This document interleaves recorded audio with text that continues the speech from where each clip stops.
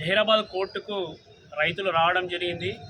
కారణం ఏంటంటే గత ప్రభుత్వం ఉన్నప్పటి నుంచి ఈ ధరణి వచ్చి నుంచి వీరి యొక్క భూమికి సంబంధించినటువంటి పేపర్స్ పహానీ కానీ 1B కానీ ఈసీ రాకపోవడం వల్ల ధరణి లోపల డిఎస్ పెండింగ్ అని రావడం జరిగింది.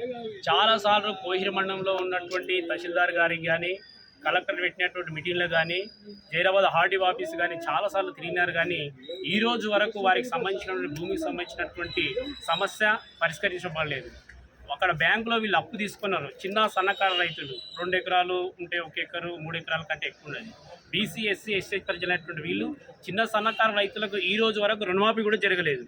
ఇట్లా ఈ రోజు వరకు రైతు బంధు కానీ రైతు బీమా కానీ రుణమాఫీ జరగలేదు. ఇప్పుడు అక్కడ అప్పులు పెరిగిపోయి బ్యాంకులో కెనరా బ్యాంక్ మనుషులకు సంబంధించినటువంటి బ్యాంక్ మేనేజర్ గారు వీళ్ళకి నోటీస్ ఇచ్చి రకరకాలుగా ఇబ్బందులు పెడుతున్నారు. ఎందుకు ఇబ్బంది పెడుతున్నారు అంటే వీళ్ళు రెన్యువల్ చేసుకోలేకపోయినారు, రుణమాఫీ కూడా రాలేదు. రాకపోవడం వల్ల బ్యాంక్ వారు ఈరోజు వీళ్ళను కోర్టుకు లాగారు. అందుకనే ధర్మ సమాజ్ పార్టీ తరఫున నేను ఏం డిమాండ్ చేస్తున్నంటే చిన్న సన్నకారు రైతులు బీసీ ఎస్సీ ఎస్సీ ప్రజలు అణగారిన ప్రజలైనటువంటి బీద ప్రజలకు ఈ విధంగా కోర్టుల చుట్టూ దింపడం, బ్యాంకుల చుట్టూ దింపడము, తహసీల్దార్ ఆఫీస్ చుట్టూ దింపడము, ఆర్డీఓ ఆఫీస్ చుట్టూ దింపడము, కలెక్టర్ ఆఫీస్ చుట్టూ దింపడము ఇది మంచిది కాదు.